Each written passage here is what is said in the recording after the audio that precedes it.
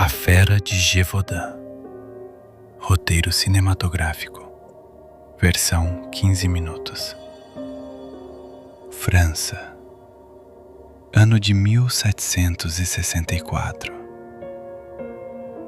Em uma época onde a noite não era iluminada por postes, onde estradas eram apenas trilhas de terra e onde a escuridão era total, existia uma província isolada chamada Gévaudan, uma terra fria, montanhosa, coberta por florestas densas e campos abertos que pareciam não ter fim. Ali, o silêncio tinha peso. O vento cortava as colinas com um sussurro constante. As casas eram de pedra, os telhados de palha. A vida era simples, dura, religiosa, e o medo fazia parte da rotina, porque naquela região lobos eram comuns. Uivos ecoavam todas as noites. Mas no verão de 1764, o som mudou. Imagine-se ali, caminhando por um campo aberto, o cheiro de grama esmagada sob os pés, o calor morno do sol tocando a pele, insetos zumbindo ao redor.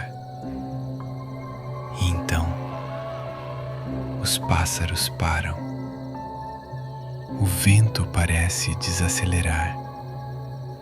Os animais levantam a cabeça. O ar fica pesado. Algo está observando. Junho de 1764.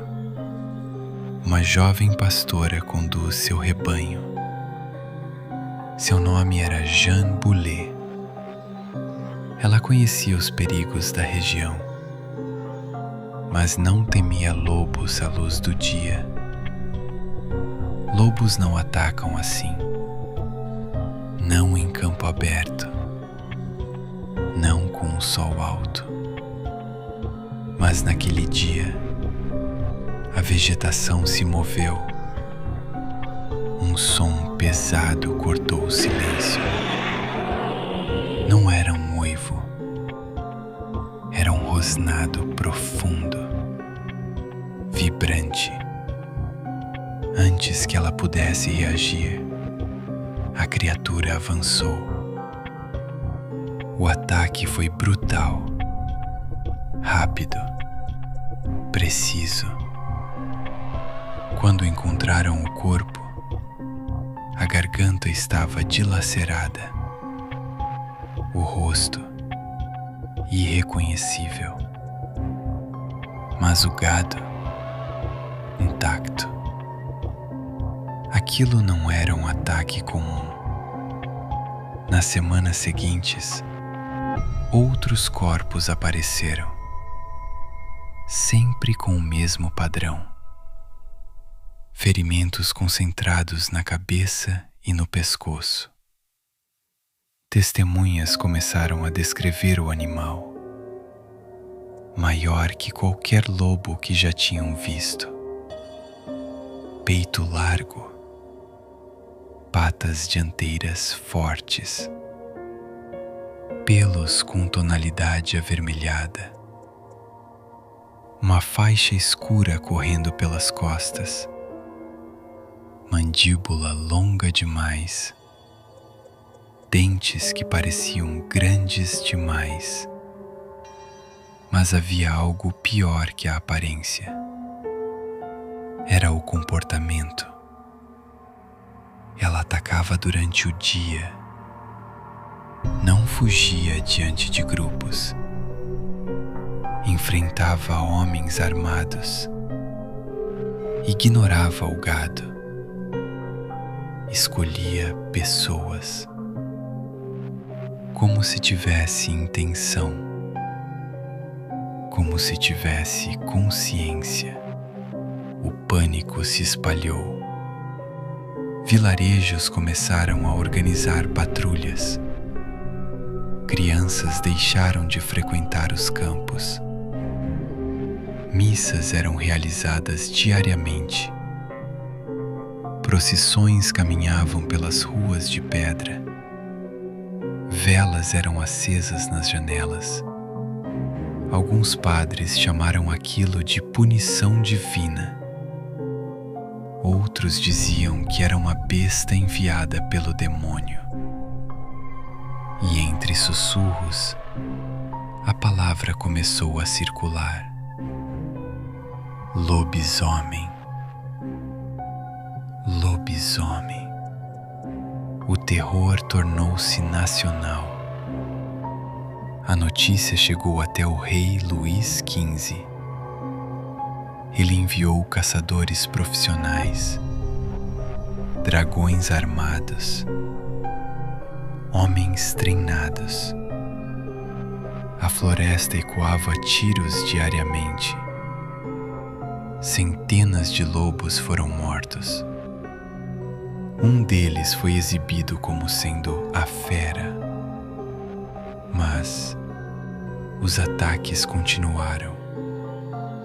E isso foi ainda mais aterrorizante, porque significava que ou não era aquele animal, ou havia mais de um.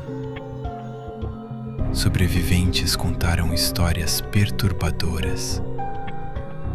Alguns disseram que acertaram tiros na criatura, mas ela se levantou e correu. Outros afirmaram que ela parecia mirar no rosto das vítimas, como se quisesse destruir identidade. Houve relatos de que ela avançava mesmo sob fogo, sem hesitação, sem medo, e então desaparecia na mata fechada, como se a floresta a engolisse. O número de mortos ultrapassava dezenas. Algumas estimativas falam em mais de 100 vítimas. 100 vidas interrompidas. 100 famílias marcadas. Junho de 1767. 3 anos após o primeiro ataque. Um homem aguarda na floresta. Seu nome era Jean Chastel, camponês, conhecedor de era enviado do rei. Era um homem comum. Dizem que ele carregava balas abençoadas. Dizem que estava lendo a Bíblia quando a criatura apareceu. O vento soprava fraco. As árvores rangiam. E então, ela surgiu. Não correndo, caminhando, com calma, parou diante dele, olhou, um olhar fixo, profundo. O mundo pareceu parar. Nenhum pássaro, nenhum vento, apenas o som da sob cessação. Um disparo. O eco percorreu a mata. A criatura caiu, e dessa corpo profício como o golobo excepcionalmente grande, mas com proporções incomuns. Alguns relatos mencionam dentes gazados que o encomou. Outros falam em características difíceis de explicar. Após aquele dia, os ataques cessaram e o terror terminou. Ou pelo menos, assim ficou registrado. Hoje, historiadores ainda debatem. Foi um lobo anormal? Um híbrido? Uma hiena trazida da África? Múltiplos animais? Ou algo que jamais foi completamente compreendido? Nas florestas da antiga Gévaudan, o vento ainda sopra. E quando a noite cai, há quem diga que existe um uivo diferente dos outros, mais grave, mais profundo, mais antigo. Talvez seja apenas imaginação, ou talvez alguns terrores não desaparecem. Eles apenas esperam.